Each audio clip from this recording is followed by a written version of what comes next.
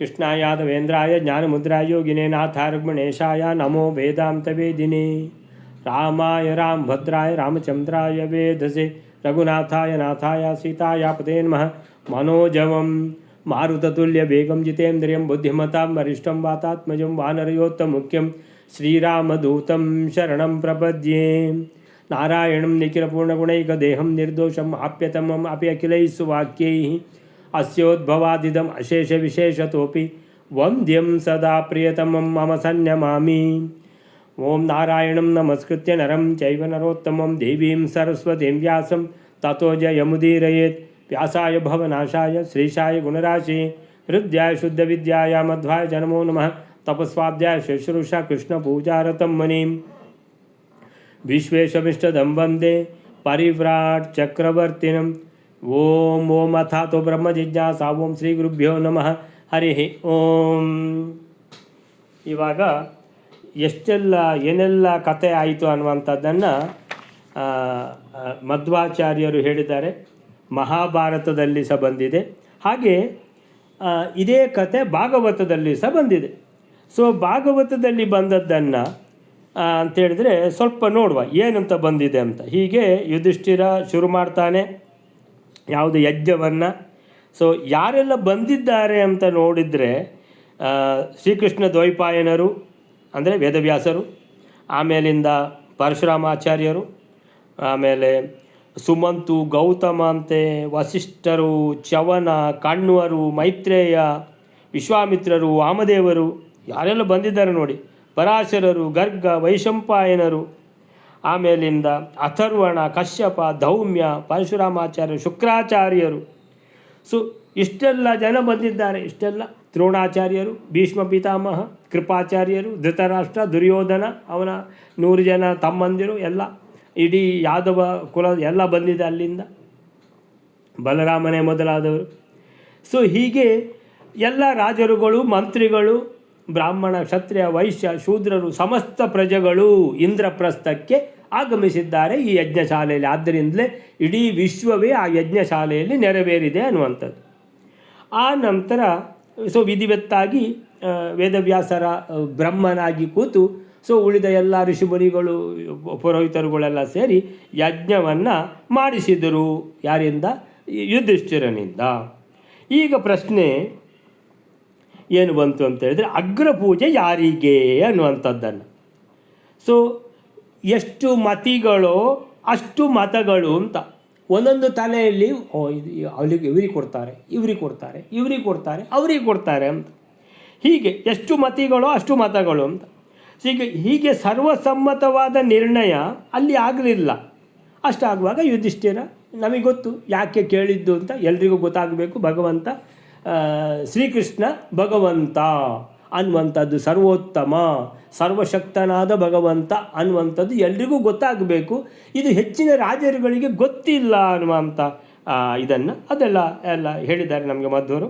ಅದೆಲ್ಲ ಆದಮೇಲೆ ಭೀಷ್ಮಾಚಾರ್ಯರು ಹೇಳ್ತಾರೆ, ಶ್ರೀಕೃಷ್ಣನೇ ಸರ್ವ ಈ ಪ್ರಪಂಚದಲ್ಲಿ ಎಲ್ಲರಲ್ಲಿಯೂ ಕೂಡ ಅತ್ಯಂತ ಶ್ರೇಷ್ಠನಾದವನು ಶ್ರೀಕೃಷ್ಣ ಇರುವಾಗ ಬೇರೆ ಏನಿಲ್ಲ. ಜಗತ್ಪ್ರಭುಂ ದೇವದೇವಂ ಅನಂತಂ ಪುರುಷೋತ್ತಮಂ ಅಂತ ಹೇಳಿದಾಗೆ.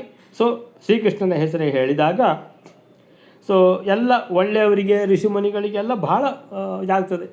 ಸೊ ಆವಾಗ ಅದನ್ನು ಭೀಷ್ಮಾಚಾರ್ಯರು ಹೇಳುವಾಗ ಏನು ಅವರ ಐಡಿಯಾ ಇತ್ತು, ಅಭಿಪ್ರಾಯ ಅಂತ ಹೇಳಿದರೆ, ಸಮಸ್ತ ವಿಶ್ವ ಕೂಡ ಶ್ರೀಕೃಷ್ಣನ ರೂಪವೇ ಆಗಿದೆ. ಭಗವಾನ್ ಶ್ರೀಕೃಷ್ಣನೇ ಅವನು ಅಗ್ನಿಯ ರೂಪವೂ ಹೌದು, ಆಹುತಿಯ ರೂಪವೂ ಹೌದು, ಮಂತ್ರದ ಸ್ವರೂಪವೂ ಹೌದು. ಅವನು ಜ್ಞಾನ ಮಾರ್ಗ, ಕರ್ಮ ಮಾರ್ಗ ಎರಡೂ ಕೂಡ ಭಗವಂತನನ್ನು ಪಡೆಯುವಂಥ ಸಾಧನಗಳು. ಸೊ ಹೀಗೆ ಭಗವಾನ್ ಶ್ರೀಕೃಷ್ಣ ಏಕಮೇವ ಅದ್ವಿತೀಯ ಅಂತೇಳಿದರೆ, ಏಕಮೇವ ಅದ್ವಿತೀಯ ಅಂತೇಳಿದರೆ ಇದು ಬಹಳ ಕುತೂಹಲ ಇರುವಂತಹ ಒಂದು ವೇದವಾಕ್ಯ. ಏಕಮೇವ ಅದ್ವಿತೀಯ ಅಂತೇಳಿ ಭೀಷ್ಮಾಚಾರ್ಯರು ಹೇಳಿದ್ದೇನಂತೇಳಿದರೆ, ಶ್ರೀಕೃಷ್ಣನು ಅವನು ಎಲ್ಲರಿಂದ ಉತ್ತಮ, ಏಕಮೇವ ಅದ್ವಿತೀಯ, ಅವನಿಗೆ ಸಮ ಕೂಡ ಯಾರೂ ಇಲ್ಲ ಅಂತೇಳಿದರೆ, ಭಗವಂತ ಸರ್ವಶಕ್ತನಾದ, ಸರ್ವ ಸ್ವತಂತ್ರನಾದ ಒಬ್ಬನೇ ಭಗವಂತ, ಅವನೇ ಶ್ರೀಕೃಷ್ಣ ಅವನೇ ವೇದವ್ಯಾಸರು, ಅವನೇ ಪರಶುರಾಮಾಚಾರ್ಯರ 2 ರೂಪಗಳಲ್ಲದೆ ಯಾದವ ಕೃಷ್ಣ. ಅಂದರೆ ಪರಶುರಾಮಾಚಾರ್ಯ ವೇದವ್ಯಾಸಾಚಾರ್ಯರು ಜನರಿಗೆ ತಿಳಿದಿದೆ, ಆದರೆ ಆ ಭಗವಂತನೇ ಶ್ರೀಕೃಷ್ಣ ಅನ್ನುವಂಥದ್ದು ಯಾರಿಗೂ ತಿಳಿದಿಲ್ಲ ಅಂತ ಹೇಳಿದ್ರೆ ಬಹಳ ಕಡಿಮೆ ಜನರಿಗೆ ತಿಳಿದದ್ದು. ಅದು ಈಗ ತಿಳಿಯಪಡಿಸಬೇಕು, ಅದಕ್ಕೋಸ್ಕರನೇ ಯುಧಿಷ್ಠಿರ ಭೀಷ್ಮಾಚಾರ್ಯರನ್ನು ಕೇಳಿದ್ದು. ಅದೇ ಭೀಷ್ಮಾಚಾರ್ಯರು ಹೇಳುವಾಗ ಹೇಳ್ತಾರೆ, ಇಡೀ ಅಖಂಡ ಬ್ರಹ್ಮಾಂಡ ಭಗವಂತನ ಸ್ವರೂಪವೇ ಆಗಿದೆ. ಸೊ ಆದ್ದರಿಂದ ಭಾಳಷ್ಟು ಹೇಳ್ತಾರೆ ಭಗವಂತನ ಬಗ್ಗೆ. ಸಮಸ್ತ ಜಗತ್ತು ಶ್ರೀಕೃಷ್ಣನ ಅನುಗ್ರಹದಿಂದಲೇ. ಸೊ ಅನೇಕ ವಿಧದ ಕರ್ಮಾನುಷ್ಠಾನಗಳನ್ನು ಮಾಡುತ್ತಾ ಧರ್ಮ, ಅರ್ಥ, ಕಾಮ, ಮೋಕ್ಷಗಳೆಂಬ ಪುರುಷಾರ್ಥಗಳನ್ನು ಸಾಧಿಸಿಕೊಳ್ತಾರೆ. ಸೊ ಅದಕ್ಕಾಗಿ ಸರ್ವಶ್ರೇಷ್ಠನಾದ ಭಗವಾನ್ ಶ್ರೀಕೃಷ್ಣನದ್ದೇ ಅಗ್ರ ಪೂಜೆಯಾಗಬೇಕು ಅನ್ನುವಂಥದ್ದನ್ನು ಹೇಳ್ತಾರೆ. ಸೊ ಅಷ್ಟಾಗುವಾಗ ಎಲ್ಲ ಭಕ್ತರಿಗೆ ಬಹಳ ಖುಷಿಯಾಗ್ತದೆ. ಸಾಧು ಬಹಳ ಚೆನ್ನಾಗಿದೆ ಅಂತ ಎಲ್ಲ ಆನಂದಿಸ್ತಾರೆ. ಭೀಷ್ಮಾಚಾರ್ಯರು ಕೃಷ್ಣನ ಹೆಸರು ಹೇಳಿದಾಗ ಪಾಂಡವರು ಕೃಷ್ಣನನ್ನು ಕರ್ಕೊಂಡು ಬಂದು ಆಮೇಲೆ ಆ ಅಗ್ರಸ್ಥಾನದಲ್ಲಿ ಕೂರಿಸಿ ಪೂಜೆ ಮಾಡ್ತಾರೆ. ಸೊ ಆ ಪೂಜೆಯನ್ನು ಮಾಡಿದಾಗ ಯುಧಿಷ್ಠಿರನು ತನ್ನ ಪತ್ನಿಯರು, ತಮ್ಮಂದಿರು, ಮಂತ್ರಿಗಳು, ಕುಟುಂಬ ವರ್ಗದವರೊಂದಿಗೆ ಅತ್ಯಂತ ಪ್ರೇಮದಿಂದಲೂ ಆನಂದದಿಂದಲೂ ಭಕ್ತಿಯಿಂದಲೂ ಭಗವಂತನ ಚರಣಾರವಿಂದಗಳನ್ನು ತೊಳೆದು ಲೋಕಪಾವನವಾದ ಚರಣ ತೀರ್ಥವನ್ನು ತಲೆಯಲ್ಲಿ ಧರಿಸಿಕೊಂಡನು.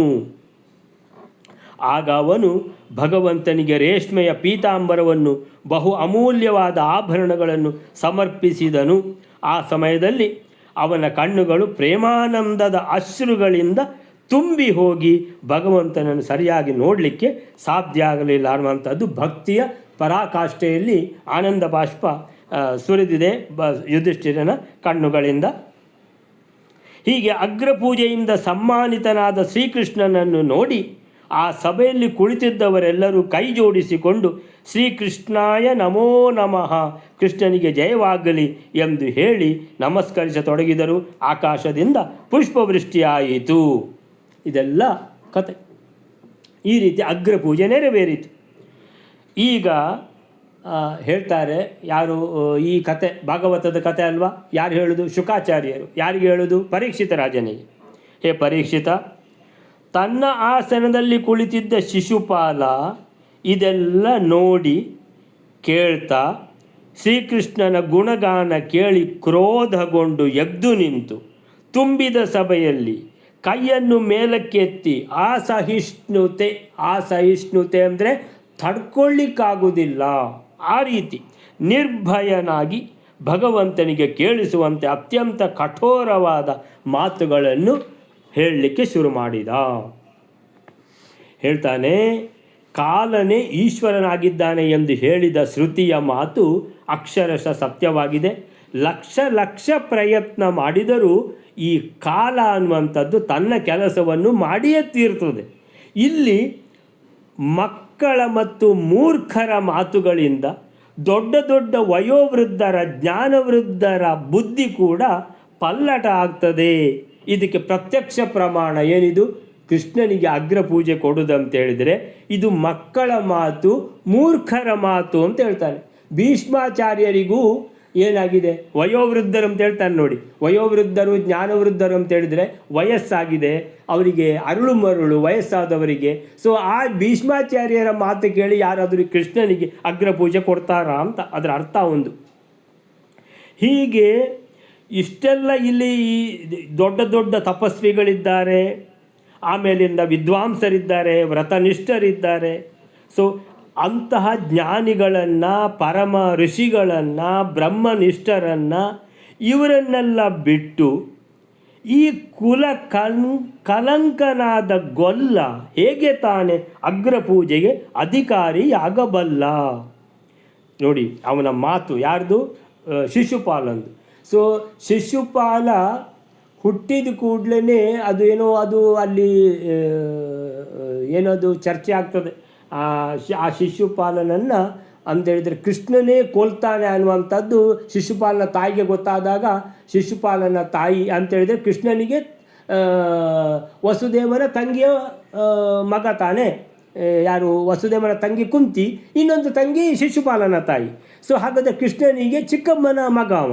ಆ ಚಿಕ್ಕಮ್ಮ ಬಂದು ಹೇಳಿದರು, ಅಯ್ಯೋ ನನ್ನ ಮಗನನ್ನು ನೀನೇ ಕೊಲ್ಲುದಂತೆ, ಆ ರೀತಿ ಭವಿಷ್ಯ ಹೇಳ್ತಾ ಇದ್ದಾರೆ, ಅಯ್ಯೋ ನೀನು ಏನಾದರೂ ನನ್ನ ಮಗನನ್ನು ಬದುಕಿಸಬೇಕು, ನೀನು ಕೊಲ್ಲಬಾರ್ದು ಅಂತ ಚಿಕ್ಕಮ್ಮ ಅಂಗಲಾಚಿಕೊಂಡಾಗ ಕೃಷ್ಣ ಹೇಳಿದ್ದೇನಂತ ಹೇಳಿದರೆ, ಆಯಿತು ಚಿಕ್ಕಮ್ಮ, ನಾನು ಈ ಶಿಶುಪಾಲನದ್ದು 100 ತಪ್ಪು ನಾನು ಮನ್ನಿಸ್ತೇನೆ, ಕ್ಷಮೆ ಕೊಡ್ತೇನೆ. 101ನೇ ತಪ್ಪು ಮಾಡಿದಾಗ ಅವ ಮಾತ್ರ ನನ್ನ ಕೈಯಿಂದ ಸಾಯ್ತಾನೆ ಅಂತ. ಸೊ ಚಿಕ್ಕಮ್ಮನಿಗೆ ಆಯಿತು, ಅಟ್ಲೀಸ್ಟ್ 100 ತಪ್ಪು ಮಾಡುವ ತನಕ ಬಿಡ್ತಾನಲ್ವ ಅಂತೇಳಿ ತನ್ನ ಮಗನಿಗೆ ಅಂತ ಆವಾಗಲಿಂದ ಬುದ್ಧಿ ಹೇಳ್ತಾ ಬಂದಿರಬೇಕು. ನೀನು ಪಾಪ ಕೃಷ್ಣನ ವಿರುದ್ಧ ನೀನು ಮಾತಾಡಬಾರ್ದು, ಕೃಷ್ಣನ ವಿರುದ್ಧ ಏನೂ ಮಾಡಬಾರ್ದು, ತಪ್ಪು ಮಾಡಬಾರ್ದು ಅಂತ. ಆದರೆ ಅವನಿಗೆ ಬುದ್ಧಿ ಬರ್ತದಾ? ಇಲ್ಲ. ಸೊ ಆಯಿತಾ, ಈಗ ಒಂದು ಮಾತು ಹೇಳಿದಲ್ಲ ಇಲ್ಲಿ, ಏನಂತ ಹೇಳಿದರೆ, ಇಂಥ ಕುಲ ಕಲಂಕನಾದ ಗೊಲ್ಲ ಅಂತೇಳಿ ಅಲ್ಲಿ ಒಂದು ತಪ್ಪಾಯಿತು. ಸೊ ಇದು 97ನೇ ತಪ್ಪ 98ನೇ ತಪ್ಪ ಏನಾಗಿದೆ ಈಗ. ನಂತರ ಹೇಳ್ತಾನೆ, ಕಾಗೆ ಯಜ್ಞದ ಪುರೋಡಾಶಕ್ಕೆ ಅಧಿಕಾರಿ ಆಗ್ತದ ಅಂತ.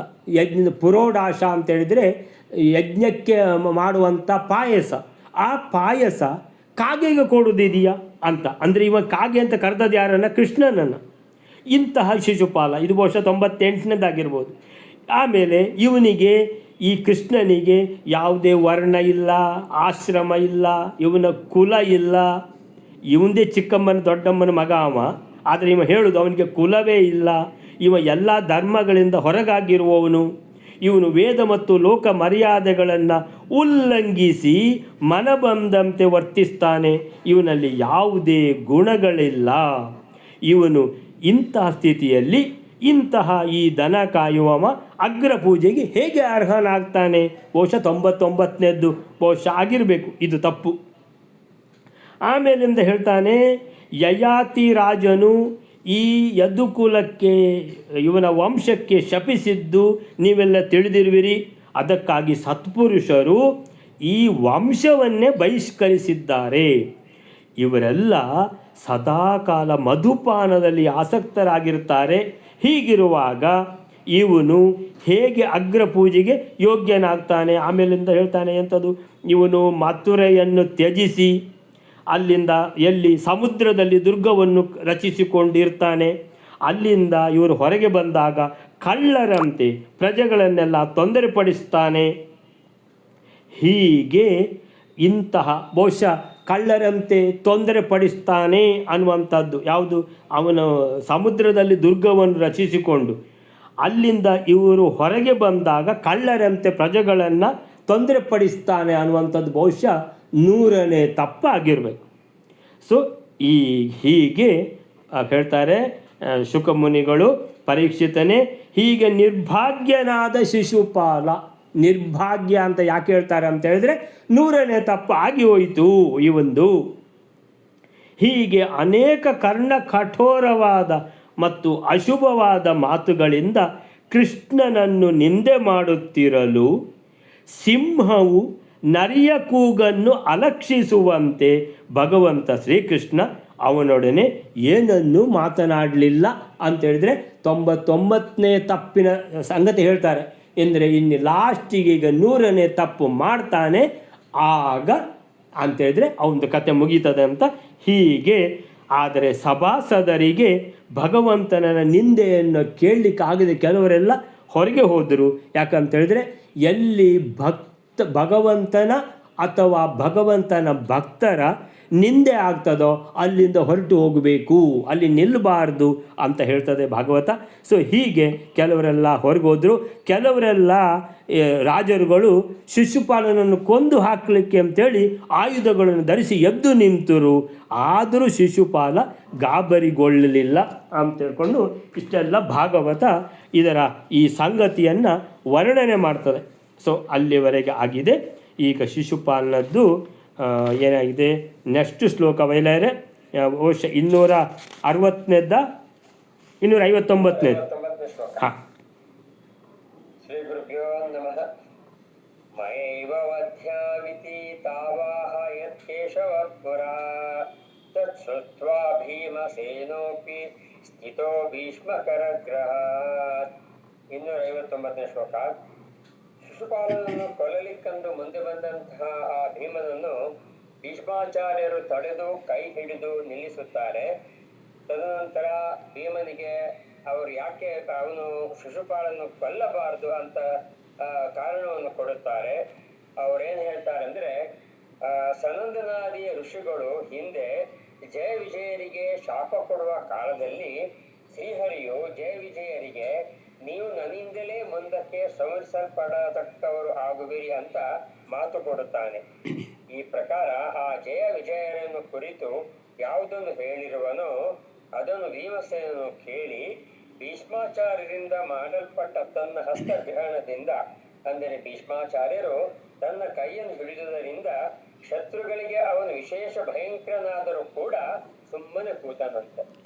ಮಯೈವ ವಧ್ಯೌ ಇತಿ ತೌ ಆಹ ಯತ್ ಕೇಶವ ಪುರ ತತ್ ಶ್ರುತ್ವಾ ಭೀಮಸೇನೋಪಿ ಸ್ಥಿತೋ ಭೀಷ್ಮಕರಗ್ರಹಾತ್.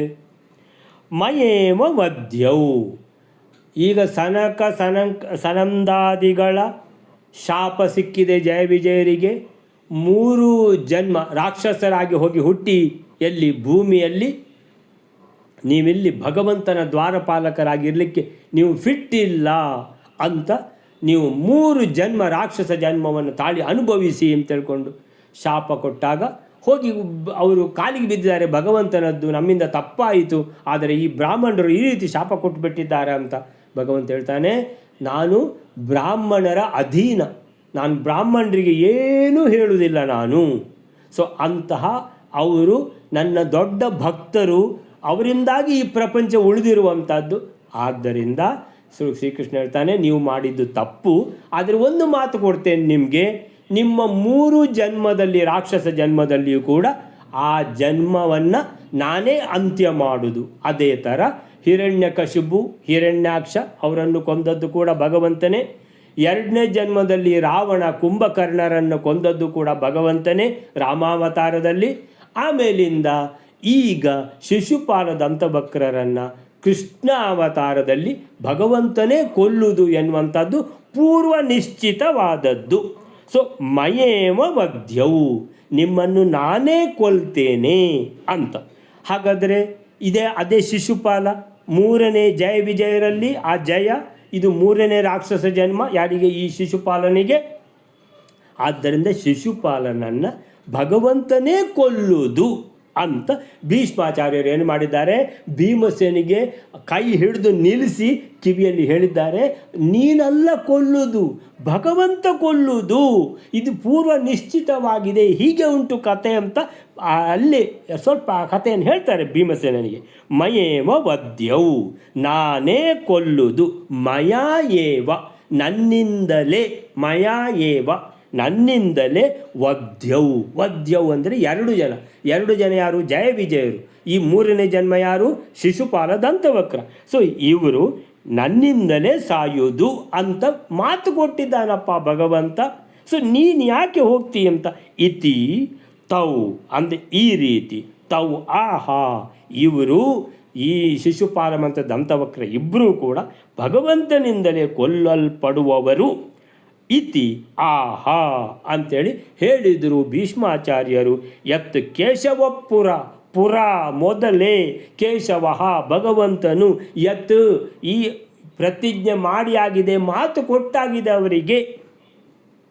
ತತ್ ಶ್ರುತ್ವ ಭೀಮಸೇನೋಪಿ, ಈ ಮಾತನ್ನು ಕೇಳಿ ಅಂತೇಳಿದರೆ ಮಾತು ಕೇಳುವುದು ಮಾತ್ರ ಅಲ್ಲ, ಜೋರಾಗಿ ತಡೆದಿದ್ದಾರೆ. ಹೇಗೆ ತಡೆದಿದ್ದಾರೆ?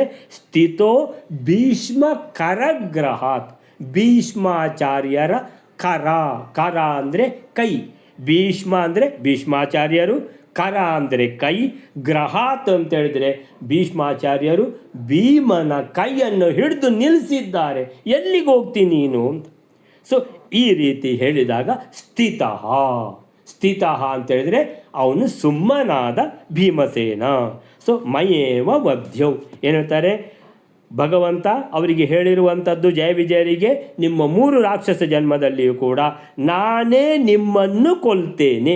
ಮಯಾ ಏವ ವಧ್ಯೌ ತೌ, ನೀವು ಮಯಾ ಏವ ನನ್ನಿಂದಲೇ, ವಧ್ಯೌ ಸಾಯುತ್ತೀರಿ, ನಾನೇ ಕೊಲ್ತೇನೆ ನಿಮ್ಮನ್ನು ಅಂತ ಭಗವಂತ ಅವರಿಗೆ ಮಾತು ಕೊಟ್ಟಿದ್ದಾನೆ ಜಯ ವಿಜಯರಿಗೆ. ಹೀಗೆ ಭೀಮಸೇನ ಏನು ಮಾಡಿದ, ಭೀಷ್ಮರು ಜೋರಾಗಿ ಅವನ ಕೈ ಹಿಡಿದು ನಿಲ್ಲಿಸಿ ಈ ಕತೆ ಹೇಳಿದಾಗ ಏನಾದ, ಸುಮ್ಮನಾದ. ಅಷ್ಟು ಜೋರು ಸಿಟ್ಟು ಬಂದಿತ್ತು. ಎಂಥ ಸಿಟ್ಟು ಬಂದಿತ್ತು, ಭಗವಂತನ ನಿಂದೆ ಮಾಡುವವರ ನಾಲಿಗೆ ಸೀಳಿ ಬಿಡುತ್ತೇನೆ ಅಂತ ಹೊರಟು ಬಿಟ್ಟಿದ್ದ ಭೀಮಸೇನ. ಅವನನ್ನು ನಿಲ್ಲಿಸಿದರು ಭೀಷ್ಮಾಚಾರ್ಯರು. ಸೊ ಹೀಗೆ ಈ ಶ್ಲೋಕ ಆಯಿತು. ನೆಕ್ಸ್ಟ್ ಶ್ಲೋಕ ಬಯಲಾರೆ. ಗಾನನ್ನಪಿ ಹರೇಷ್ಟಂ ಸ್ವಕರ್ತವ್ಯತಯೋಸ್ಥಿತಃ ಭೀಮ ಏತಾವದುಚಿತಮಿತಿ ಮತ್ವಾ ಸ್ಥಿತಃ ಪುನಃ. 260ನೇ ಶ್ಲೋಕ. ಆ ಭೀಮಸೇನನು ಶಿಶುಪಾಲನನ್ನು ಸಂಹರಿಸದೇ ಇರುವುದೇ ಶ್ರೀಹರಿಗೆ ಇಷ್ಟ ಅನ್ನುವುದನ್ನು ತಿಳಿದವನಾದರೂ ಅವನ ಪ್ರತಿಜ್ಞಾ ಪಾಲನವು ತನ್ನಿಂದ ಅವಶ್ಯಕವಾಗಿ ಮಾಡತಕ್ಕದಾದುದರಿಂದ ಎದ್ದು ನಿಂತನು.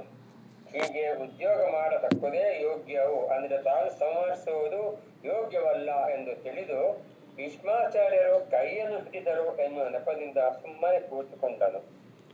ಜಾನನ್ನಪಿ ಹರೇರಿಷ್ಟಂ ಸ್ವಕರ್ತವ್ಯತಯೋತ್ಥಿತಃ ಭೀಮಯೇತಾವತ್ ಉಚಿತಂ ಇತಿ ಮತ್ವಾ ಸ್ಥಿತಃ ಪುನಃ. ಜಾನನ್ನಪಿ ಹರೇರಿಷ್ಟಂ. ಅಲ್ಲ, ಭೀಷ್ಮಾಚಾರ್ಯರು ಇದೆಲ್ಲ ಕತೆ ಹೇಳಿದರು, ಭೀಮಸೇನನಿಗೆ ಗೊತ್ತಿಲ್ವಾ, ವಾಯುದೇವರ ಅವತಾರವಲ್ವಾ ಅಂತ ಹೇಳಿದರೆ ಎಲ್ಲ ಗೊತ್ತಿದೆ ರೀ.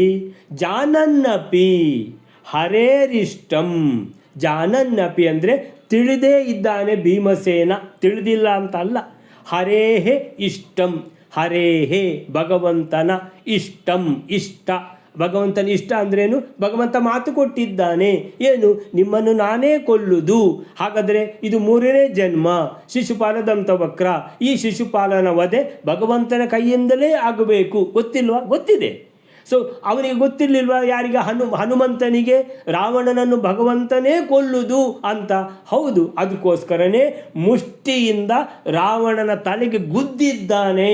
ನನ್ನ ತಾಯಿಗೆ ಸಮಾನಾದ ಸೀತಾದೇವಿಯನ್ನು ನೀನು ಈ ರೀತಿ ಹಿಂಸೆ ಕೊಟ್ಟಿದ್ದಿ ಅಂತ ಗುದ್ದಿದ ಹೊಡೆತಕ್ಕೆ ರಾವಣ ರಕ್ತ ಕಾರಿದ್ದಾನೆ.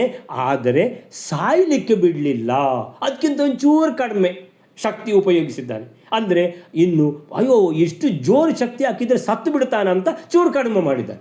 ಚೂರು ಕಡಿಮೆ ಮಾಡಿ ಗುದ್ದಿದ್ದಾನೆ ಅಂತೇಳಿದರೆ ಇವನನ್ನು ಕೊಲ್ಲುವುದು ನನ್ನ ಒಡೆಯ ಭಗವಂತ ಶ್ರೀರಾಮನೇ ಅಂತೇಳಿ ಸ್ವಲ್ಪ ಕಡಿಮೆ ಗುದ್ದಿದ್ದಾನೆ. ಆ ಕಡಿಮೆ ಗುದ್ದಿದ್ರಲ್ಲೇ ಅವನು ರಕ್ತವಾಂತಿ ಮಾಡಿದ್ದಾನೆ, ಮೂರ್ಛೆ ತಪ್ಪಿ ಬಿದ್ದಿದ್ದಾನೆ, ಅಲ್ಲಕ ಬೇರೆ.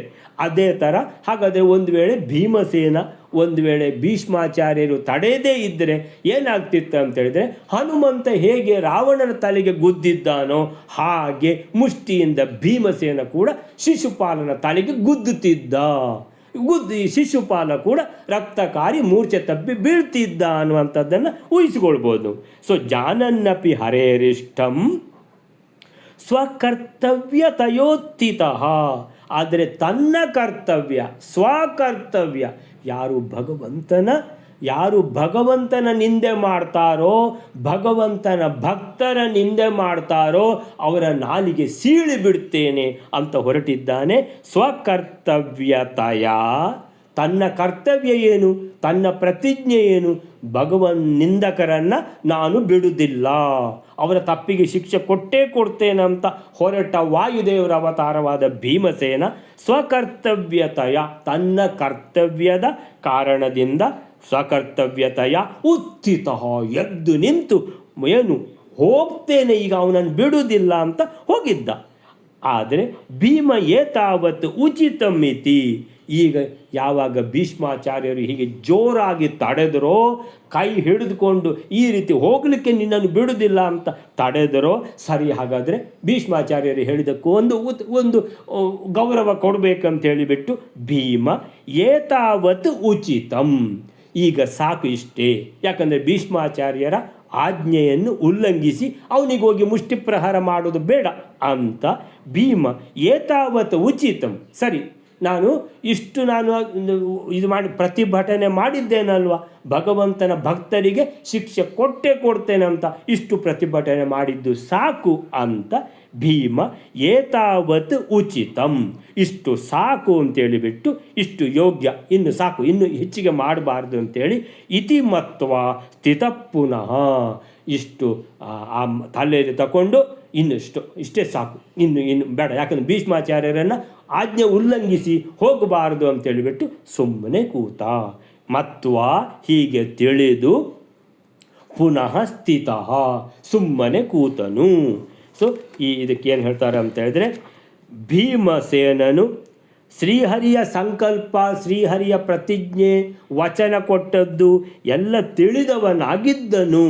ಆದರೂ ಯಾವಾಗ ಭಗವಂತನ ನಿಂದೆ, ಭಕ್ತರ ನಿಂದೆ ಯಾರು ಮಾಡ್ತಾರೋ ಆವಾಗ ಪ್ರತಿಭಟನೆ ಮಾಡಿಯೇ ಬಿಡ್ತೇನೆ, ಅದಕ್ಕೆ ತಕ್ಕ ಶಿಕ್ಷೆ ಕೊಡ್ತೇನೆ, ಅದು ತನ್ನ ಕರ್ತವ್ಯ ಅಂತ ತಿಳಿದು ಆ ರೀತಿ ಎದ್ದು ಧಾವಿಸಲಿಕ್ಕೆ ಹೊರಟಿದ್ದ.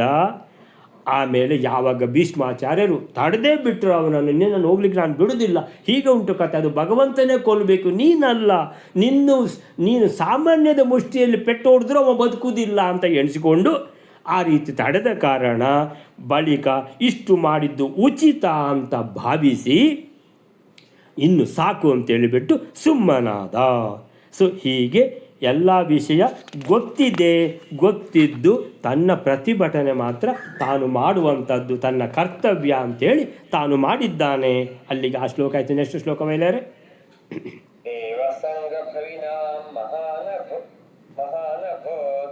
ಈಕ್ಷತೋಷ ಇಹ ಕೇಶವೇದಿತಾಂ ಅಷ್ಟನಾಮ್ಯ ಇಹ ಮಾನುಷೋ ಜನೋ ಮಧ್ಯ ಏವ ಸತ ಸಂಸ್ಥಿತೋ ಭವತ್. ತುಂಬಾ ಸ್ವಾರಸ್ಯಕರವಾದ ಶ್ಲೋಕ ಇದು. 261 ಶ್ಲೋಕ. ಈ ಶ್ರೀಕೃಷ್ಣನಲ್ಲಿ ಅಗ್ನಿ ಪೂಜೆಯನ್ನು ನೋಡಿ ದೇವತೆಯಂತೆ ಇರುವ ಸಮೂಹದಲ್ಲಿ ಅಭಿಪ್ರಾಯವುಳ್ಳ ಅಥವಾ ಭಕ್ತಿಯುಳ್ಳ ಅಥವಾ ಉತ್ಪತ್ತಿಯುಳ್ಳ ಅಂದರೆ ದೈವೀ ಪ್ರಕೃತಿಯ ಉತ್ತಮ ಜೀವರಿಗೆ ಮಹತ್ತಾದ ಆನಂದ ಉಂಟಾಯಿತಂತೆ. ಹಾಗೂ ಈ ಸಭೆಯಲ್ಲಿ ಯಾರು ಮಧ್ಯಮರಾದ ಮನುಷ್ಯನರು ಅಂದರೆ ನಿತ್ಯ ಸಂಸಾರಿಗಳು, ಅವರು ನಿತ್ಯ ಸಂಸಾರಿಗಳು ಸುಖ ದುಃಖ ಸ್ವರೂಪದಾದ್ದರಿಂದ ಮಧ್ಯಾವಸ್ಥೆಯಲ್ಲೇ ಇರತಕ್ಕವರಾದರಂತೆ. ದೇವಸಂಗ ಭವಿನಾಂ ಮಹಾನಭೂತ್ ವೀಕ್ಷ್ಯತೋಷ ಇಹ ಕೇಶವೇ ಅಧಿಕಾಂ ಅರ್ಚನಾಂ ಯ ಇಹ ಮಾನುಷೋ ಜನೋ ಮಧ್ಯೆ ಏವ ಸತು ಸಂಸ್ಥಿತೋ ಭವತೆ. ದೇವಸಂಘ ಭವಿನಾಂ ಮಹಾನಭೂತ್. ದೇವಸಂಘ ಭವಿನಾಂ ಅಂತೇಳಿದರೆ ದೇವ ಸಂಘ ಅಂತೇಳಿದರೆ ಒಂದು ಜನರ ಸಮುದಾಯ ಅಂತೇಳಿದರೆ, ಈಗ ಏನದು ತೌಳವ ಮಧ್ವ ಒಕ್ಕೂಟ ಅಂತೇಳಿದರೆ ತೌಳವ ಮಧ್ವರ ಸಮುದಾಯ. ಹಾಗೆ ದೇವಸಂಘ ದೇವತೆಗಳ ಸಂಘ, ದೇವತೆಗಳ ಸಮುದಾಯ. ಸೊ ದೇವಸಂಘ ಭವಿನಾಂ ಅಂದರೆ ದೇವತೆಗಳಿಗೆ, ಋಷಿ ಮುನಿಗಳಿಗೆ, ಮನುಷ್ಯೋತ್ತಮರಿಗೆ, ಎಲ್ಲ ಭಗವತ್ ಭಕ್ತರಿಗೆ, ಭವಿನಾಂ ಅಂದರೆ ಇಂತಹ ಸಜ್ಜನಿಕೆಯಿಂದ ಹುಟ್ಟಿದವರಿಗೆ, ಮಹಾನ್ ಅಭೂತ್ ವೀಕ್ಷ್ಯ ತೋಷ. ವೀಕ್ಷ್ಯ ಅಂತೇಳಿದರೆ ನೋಡಿ, ಯಾರಿಗೆ? ನಮ್ಮ ಒಡೆಯ ಶ್ರೀಕೃಷ್ಣ ಸರ್ವಶಕ್ತ ಭಗವಂತ. ಆ ಭಗವಂತನಿಗೆ ಅಗ್ರ ಪೂಜೆಯನ್ನು ಕೊಟ್ಟಿದ್ದಾರೆ. ಇಡೀ ವಿಶ್ವಕ್ಕೆ ಯಾರು? ವಸುದೇವ ಸುತಂ ದೇವಂ ಕಂಸ ಚಾಣೂರ ಮರ್ದನಂ ದೇವಕಿ ಪರಮಾನಂದಂ ಕೃಷ್ಣಂ ಒಂದೇ ಜಗದ್ಗುರುಂ. ಸೊ ನಮ್ಮ ಜಗದ್ಗುರುವಾದ ಬ್ರಹ್ಮ ರುದ್ರಾದಿಗಳಿಗೂ ಗುರುವಾದ ಆ ಭಗವಂತ ಶ್ರೀಕೃಷ್ಣನಿಗೆ ಅಗ್ರ ಪೂಜೆಯನ್ನು ಕೊಟ್ಟು ತೋಷ ಇಹ, ತೋಷ ವೀಕ್ಷ ಅಂದರೆ ನೋಡಿ, ಇದನ್ನು ನೋಡಿ ಎಲ್ಲರಿಗೆ ಹೆಚ್ಚಿನವರಿಗೆ ಕಣ್ಣಿಂದ ನೀರು ಬಂದಿದೆ ಭಕ್ತಿಯಿಂದ ಸಂತೋಷದಿಂದ. ತೋಷ ಇಹ ಬಹಳ ಸಂತೋಷಗೊಂಡರು. ಕೇಶವೇ ಅಧಿಕಾಂ, ಕೇಶವೇ ಭಗವಂತನಲ್ಲಿ ಅಧಿಕಾಂ ಅಂತೇಳಿದರೆ ಉಕ್ಕಿ ಬರ್ತಾ ಇರುವಂತಹ ಭಕ್ತಿಯಿಂದ ಆ ಆನಂದ ಪುಳಕಿತರಾಗಿ ಮಹಾನ್ ಅಭೂತ್ ತೋಷ. ಮಹಾನ್ ಅಭೂತ್ ಅಂತೇಳಿದರೆ ಬಹಳ ಆಯಿತು. ಮಹಾನ್ ಅಭೂತ್ ತುಂಬ ದೊಡ್ಡ ಸಂತೋಷ ಆಯಿತು. ಮಹಾನ್ ತೋಷ ಅಭೂತ್. ತೋಷ ಅಂದರೆ ಸಂತೋಷ. ಸೊ ಅಂದರೆ ಅದನ್ನು ಚೆನ್ನಾಗಿ ತೋಷ. ತೋಷ ಅಂದರೆ ಸಂತೋಷ, ಸಂತೋಷಕ್ಕೆ ತೋಷ ಅಂತ ಹೇಳೋದು. ಸೊ ಹೀಗೆ ದೇವಸಂಗ ಭವಿನಾಂ, ದೇವತೆಗಳಿಗೆ, ಋಷಿಮುನಿಗಳಿಗೆ, ಸಜ್ಜನರಿಗೆಲ್ಲ ಬಹಳ ಸಂತೋಷ ಆಯಿತು. ಅಧಿಕಾಂ ತೋಷ ಮಹಾನ್ ತೋಷ ಅಭೂತ್. ಅರ್ಚನಾಂ ಅಂದರೆ ಭಗವಂತನ ಕಾಲು ತೊಳೆದು ಆ ಪೂಜೆ ಮಾಡಿದ್ದನ್ನು ನೋಡಿ ಬಹಳ ಸಂತೋಷ ಆಯಿತು. ಇಹ ಮಾನುಷೋ ಜನು. ಇನ್ನು ಉಳಿದ ಅಂತೇಳಿದರೆ ಎಡಪಿಡಂಗಿಗಳಿದ್ದಾರೆ. ಅಂದರೆ ಆ ಕಡೆ ಅವರು ಭಕ್ತರೂ ಅಲ್ಲ, ಈ ಕಡೆ ಶಿಶುಪಾಲನ ಹಾಗೆ ದ್ವೇಷಿಗಳೂ ಅಲ್ಲ.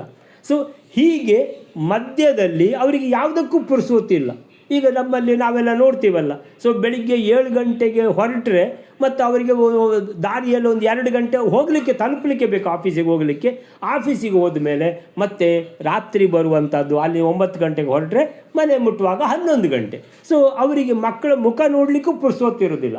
ಈ ರೀತಿ ಪುರ್ಸೋತಿಲ್ಲದವರು ಆ ಕಡೆ ಭಕ್ತರೂ ಅಲ್ಲ, ಈ ಕಡೆ ದ್ವೇಷಿಗಳೂ ಅಲ್ಲ, ಇಂತಹ ಮಧ್ಯಮ ವರ್ಗದವರು. ಮಧ್ಯಮ ವರ್ಗ ಅಂದರೆ ದುಡ್ಡಿನ ಲೆಕ್ಕದಲ್ಲಿ ಅಲ್ಲ, ಈ ರೀತಿ ಆ ಕಡೆನಲ್ಲ ಈ ಕಡೆನಲ್ಲ ಇರುವಂತಹ ಮಾನುಷೋಜನೋ ಮಧ್ಯೆ. ಮಧ್ಯೆ ಅಂತ ಹೇಳಿದರೆ ಮಧ್ಯಮ, ಈ ರೀತಿ ಸ್ಥಿತಿ. ಅಂದರೆ ಇವರಿಗೆ ನಿತ್ಯ ಸಂಸಾರಿಗಳು ಅಂತ ಹೆಸರು.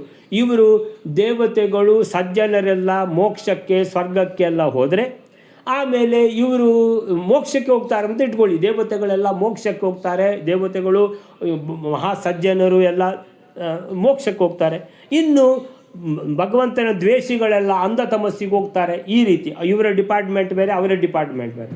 ಈ ನಿತ್ಯ ಸಂಸಾರಿಗಳು ಅಂತ ಹೇಳಿದ್ರೆ ಈ ಮನುಷ್ಯರು ಪುರ್ಸೋತಿಲ್ಲದವರು, ಭಗವಂತನ ಭಕ್ತಿಗೆ ಇವರಿಗೆ ಟೈಮ್ ಇಲ್ಲ, ಇವರು ಯಾವಾಗ ನೋಡಿದರೂ ಬ್ಯುಸಿ ಇರುವವರು. ಇಂಥವರಿಗೆ ಅಲ್ಲ ರಿಟೈರ್ಮೆಂಟ್ ಆದಮೇಲೆ ಕೂಡ ಅವರಿಗೆ ಏನು ಟೈಮ್ ಇಲ್ವಾ ಅಂತ ಕೇಳಿದರೆ ಮತ್ತೂ ಸಹ ಕೆಲವರೆಲ್ಲ ಜಾಬಿಗೆ ಹೋಗೋರು ಇರ್ತಾರೆ. ಸೊ ಇನ್ನು ಮತ್ತೆ ಕೆಲವರಿಗೆ ರಿಟೈರ್ಮೆಂಟ್ ಆದಮೇಲೂ ಭಗವಂತನ ಭಕ್ತಿಗೆ ಪುರ್ಸೋತಿಲ್ಲ ಅಂಥವ್ರು ಇರ್ತಾರೆ. ಅವರು ಮಧ್ಯದಲ್ಲೇ ಉಳ್ಕೊಳ್ತಾರೆ ಅಂತೇಳಿದರೆ ಅವರಿಗೆ ಒಳ್ಳೆಯ ಲೋಕಗಳು ಬೇಕು ಅನ್ನುವಂಥ ಈ ಇಚ್ಛೆ ಇರುವುದಿಲ್ಲ. ಅಂಥವರೆಲ್ಲ ಕೃಷ್ಣನ ಪೂಜೆ ನೋಡಿದವರು ಮಧ್ಯ ಏವ ಸತು ಸಂಸ್ಥಿತೋ ಭವತ್. ಅವರಿಗೆ ಖುಷಿಯೂ ಆಗಲಿಲ್ಲ, ದುಃಖವೂ ಆಗಲಿಲ್ಲ. ಹಾಗಾದರೆ ಕೆಲವರಿಗೆ ದುಃಖ ಆಗಿದೆ ಅಂತ ಆಯಿತು. ಅಂದರೆ ಸಂಸ್ಥಿತೋ ಭವತ್ ಅಂತೇಳಿದರೆ ಸುಮ್ಮಗೆ ಕೂತರು, ಅಂದರೆ ತಟಸ್ಥರಾಗಿ ಕುಳಿತರು. ಇವರು ಯಾವಾಗಲೂ ತಟಸ್ಥರೇ. ಎಲ್ಲಿ ಏನು ಬೇಕಾದರೂ ಆಗಲಿ ಅವರು ನನಗೆ ಏನೂ ಗೊತ್ತಿಲ್ಲ, ನನಗೇನು ಸಂಬಂಧ ಇಲ್ಲ ಅಂತ ಸುಮ್ಮನೆ ಕೂತಿರ್ತಾರೆ. ನನಗೆ ನನ್ನ ಹೆಂಡತಿ ಮಕ್ಕಳು, ನನ್ನ ಸುಖ, ನನ್ನ ಖುಷಿ, ಇವತ್ತು ಯಾವ ರೆಸ್ಟೋರೆಂಟಿಗೆ ಹೋಗೋದು, ಎಲ್ಲಿ ಗಮ್ಮತ್ತು ಮಾಡೋದು, ಇಷ್ಟು ಬಿಟ್ಟರೆ ಬೇರೆ ಏನು ಬೇಡ ಇವರಿಗೆ. ಇಂಥವರು ಇಹ ಮಾನುಷೋ ಜನೋ ಮಧ್ಯೆ. ಇಂಥ ತಟಸ್ಥರಾದ ನಿತ್ಯ ಸಂಸಾರಿಗಳು ಅಂತ ಯಾಕೆ ಇವರಿಗೆ ಹೇಳೋದು ಅಂತ ಹೇಳಿದ್ರೆ, ಹುಟ್ಟುತ್ತಾರೆ ಸಾಯ್ತಾರೆ, ಹುಟ್ಟುತ್ತಾರೆ ಸಾಯ್ತಾರೆ, ಹುಟ್ಟುತ್ತಾರೆ ಸಾಯ್ತಾರೆ ಅಂತೇಳಿದರೆ ಇವರಿಗೆ ಅಂತೇಳಿದ್ರೆ ಒಳ್ಳೆಯ ಲೋಕಗಳು ಸಿಕ್ಕಿದ್ರೆ ತಾನೆ ಇವರಿಗೆ ನೆಕ್ಸ್ಟು ಹುಟ್ಟಲಿಕ್ಕಿಲ್ಲ ಅಂತಾಗುವಂಥದ್ದು, ಮೋಕ್ಷ ಸಿಕ್ಕಿದರೆ. ಸೊ ಈ ಕಡೆ ಅಂಧತಮಸ್ಸಿಗೆ ಹೋದರೂ ಸಹ ಮತ್ತು ಅವರಿಗೆ ಪುನಃ ವಾಪಸ್ ಬರುವುದಿಲ್ಲ. ಸೊ ಈ ನಿತ್ಯ ಸಂಸಾರಿಗಳು ಹುಟ್ಟುತ್ತಾರೆ ಸಾಯ್ತಾರೆ. ಸೊ ಆದ್ದರಿಂದ ಇವರಿಗೆ ಮಧ್ಯೆ ತಟಸ್ಥರು ಅಂತ ಹೆಸರು. ಸೊ ತಟಸ್ಥರ ಸಂಗತಿ ಹೇಳಿದರು. ನೆಕ್ಸ್ಟ್ ಶ್ಲೋಕವೇನಾರೆ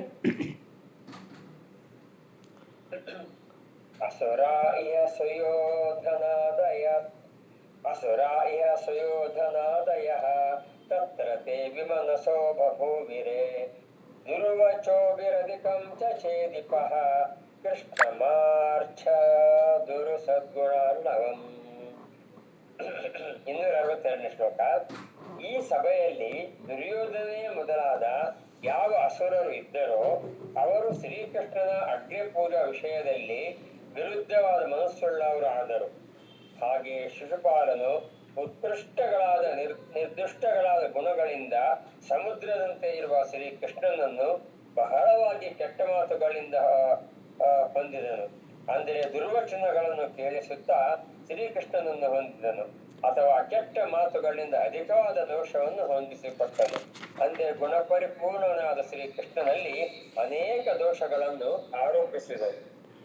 ಆಸುರ ಇಹ ಸುಯೋಧನಾದಯಃ ತತ್ರ ತೇ ವಿಮನಸೋ ವಿಭೂವಿರೆ ಬಭೂವಿರೆ ದುರ್ವಚೋಭಿರಧಿಕಂ ಚ ಚೇದಿಪಃ ಕೃಷ್ಣಂ ಆರ್ಚತ್ ಉರು ಸದ್ಗುಣಾರ್ಣವಂ. ಅಸುರ ಇಹ, ಈಗ ಸಜ್ಜನರಿಗೆ ಖುಷಿಯಾಗಿ ಕಣ್ಣಲ್ಲಿ ನೀರೇ ಬಂದಿದೆ. ಆಮೇಲೆ ತಟಸ್ಥರಿಗೆ ಅವರಿಗೆ ಕೃಷ್ಣ ಅಂದರೆ ಭಗವಂತ ಅಂತ ಗೊತ್ತಿಲ್ಲ, ತಿಳಿಲಿಕ್ಕೆ ಮನಸ್ಸೂ ಇಲ್ಲ, ಬ್ಯುಸಿ ಇರ್ತಾರೋ. ಇನ್ನೊಂದು ಇದೆಯಲ್ಲ ಪಂಗಡ, ಯಾವುದು? ರಾಕ್ಷಸರು, ದುಷ್ಟರದ್ದು. ಆಸುರ ಇಹ, ರಾಕ್ಷಸರುಗಳು, ದುಷ್ಟರುಗಳು. ಇದರಲ್ಲಿ ಯಾವ ಕ್ಯಾಟಗರಿಯಲ್ಲಿ? ಅಗ್ರಸ್ಥಾನದಲ್ಲಿ ಶಕುನಿ, ಕರ್ಣ, ದುರ್ಯೋಧನ ಆದಿಗಳು, ಆ 100 ಜನ ಅವರೆಲ್ಲ ಈ ಕ್ಯಾಟಗರಿಯಲ್ಲಿ ಬರ್ತಾರೆ. ಆಸುರ ಇಹ ಸುಯೋಧನಾದಯ, ದುರ್ಯೋಧನನೇ ಮೊದಲಾದವರು.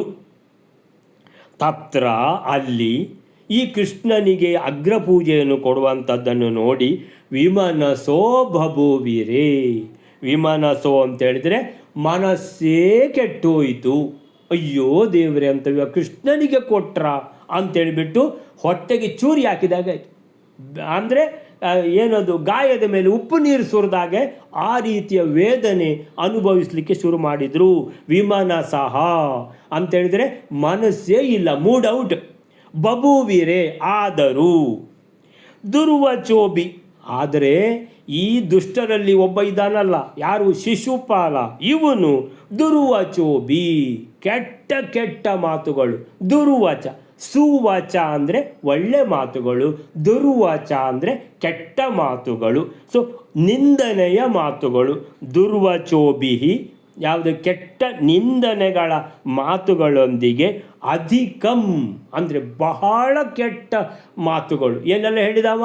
ಕಳ್ಳ ಅಂತ ಹೇಳಿದ, ಏನೆಲ್ಲ ಹೇಳಿದ ಅಂತೇಳಿದರೆ ಅವನು ದನ ಕಾಯುವವ ಅಂತ ಹೇಳಿದ. ಇಷ್ಟೆಲ್ಲ ಒಳ್ಳೆಯವರು ಇರುವಾಗ ಹೋಗಿ ಇವನಿಗೆ ಕೊಡ್ತೀರಾ ನೀವು ಅಂತ, ಈ ರೀತಿಯೆಲ್ಲ ಬಹಳಷ್ಟು ಕೆಟ್ಟ ಮಾತುಗಳನ್ನು. ದುರ್ವಚೋಭಿಹಿ ಅಧಿಕಂ ಚ ಚೇದಿಪಃ, ಚೇದಿ ದೇಶದ ರಾಜ ಶಿಶುಪಾಲ ಕೃಷ್ಣಂ ಆರ್ಚತ್, ಕೃಷ್ಣಂ ಉರು ಸದ್ಗುಣಾರ್ಣವಂ.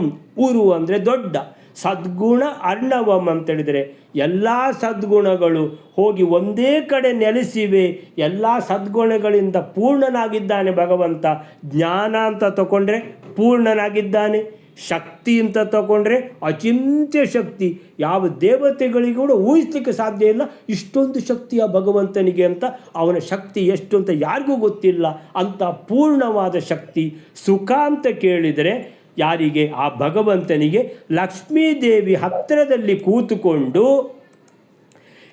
ಪ್ರತಿ ಕ್ಷಣ ಕೂಡ ಕಾಲು ಒತ್ತುತ್ತಾ ಸೇವೆ ಮಾಡ್ತಾ ಇರ್ತಾಳೆ. ಏನದು? ಇದು ಪುರಂದರದಾಸರು ಬರೆದದ್ದು. ಕೋಟಿ ಕೋಟಿ ಭೃತ್ಯರಿರಲು ಸಾನುರಾಗದಿಂದ ತಾನೇ ಸೇವೆ ಮಾಡುತ್ತೀಹಳು. ಅಂದರೆ ಭೃತ್ಯರಿಲ್ಲೋ ಮನೆಯಲ್ಲಿ? ಬೇಕಾದಷ್ಟಲ್ಲಿದ್ದಾರೆ. ಅಂದರೆ ಕೃಷ್ಣನಿಗೆ ಕಡಿಮೆಯ ವೈಭವ? ಅಷ್ಟು ಜನ ಭೃತ್ಯರಿದ್ದರೂ ಕೃಷ್ಣನ ಸೇವೆ ತಾನೇ ಮಾಡೋದು ಅಂತ. ಹೇಗೆ? ಸಾನುರಾಗದಿಂದ. ಅನುರಾಗ ಅಂದರೆ ಅಷ್ಟು ಪ್ರೀತಿಯಿಂದ, ಅಷ್ಟು ಗೌರವದಿಂದ, ಅಷ್ಟು ಭಕ್ತಿಯಿಂದ ಸೇವೆ ಮಾಡ್ತಾ ಇರ್ತಾಳೆ ಲಕ್ಷ್ಮೀದೇವಿ. ಆ ಲಕ್ಷ್ಮೀದೇವಿಯೇ ಕೃಷ್ಣನಿಗೇನು ಬೇಕಾಗಿಲ್ಲ. ಯಾಕಂದರೆ ಲಕ್ಷ್ಮೀದೇವಿಯಿಂದ ಏನು ಸುಖ ಸಿಗ್ತದೆ? ಆ ಸುಖ ಅವನ ಹತ್ರ ಮೊದಲೇ ಉಂಟು. ಕೃಷ್ಣನ ಹತ್ರ ಸುಖ ಪೂರ್ಣ ಅವ. ಹಾಗಾದರೆ ಲಕ್ಷ್ಮೀದೇವಿಯನ್ನು ಆಲಂಗಿಸ್ತಾ ಇರ್ತಾನಲ್ಲ ಕೃಷ್ಣ ಅಂತ ಕೇಳಿದರೆ ಅವಳಿಗೆ ಖುಷಿ ಆಗಬೇಕಲ್ವ, ಅವಳ ಸಂತೋಷಕ್ಕೋಸ್ಕರ. ಅಂದರೆ ಕೃಷ್ಣನಿಗೆ 16,100 ಜನನೂ ಬೇಡ, ಅಷ್ಟಮೈಷಿಯರು ಬೇಡ, ಲಕ್ಷ್ಮೀದೇವಿಯೂ ಬೇಡ. ಎಲ್ಲ ಸುಖ ಅವನ ಹತ್ರನೇ ಇದೆ. ಅವನು ಪೂರ್ಣ ಸುಖ. ಇಂಥ ಊರು ಸದ್ಗುಣಾರ್ಣವಂ, ಎಲ್ಲ ಗುಣಗಳು ಪೂರ್ಣವಾಗಿರುವಂತಹ ಈ ಭಗವಂತನೇ ಕೃಷ್ಣ. ಅವನನ್ನು ಇವನಿಗೆ 100ನೇ ತಪ್ಪು ಮಾಡುವಂಥ ಕಾಲ ಬಂತು. ಅವನು ಬೇಡವಾದ ಕೆಟ್ಟ ನಿಂದನೆಯ ಶಬ್ದಗಳಿಂದ ಭಗವಂತನನ್ನು ಅವಾಚ್ಯ ಶಬ್ದದಿಂದ ಬೈದ. ಅಂದರೆ ಬೈದದ್ದು ನಂಬರ್ 97 ಆಯಿತು, 98 ಆಯಿತು, 99 ಆಯಿತು, 100 ಆದಾಗ ಏನಾಗ್ತದೆ ಅಂತ ನಾಳೆ ನೋಡುವ. ಅಲ್ಲಿವರೆಗೆ ಬೈದಿದ್ದಾನೆ ಶಿಶುಪಾಲ ಅನ್ನುವರೆಗೆ ಇಲ್ಲಿಗೆ ನಿಲ್ಲಿಸ್ಕೊಳ್ಳೋಣ. ಶ್ರೀಕೃಷ್ಣ ಅರ್ಪಣ ಮಸ್ತು.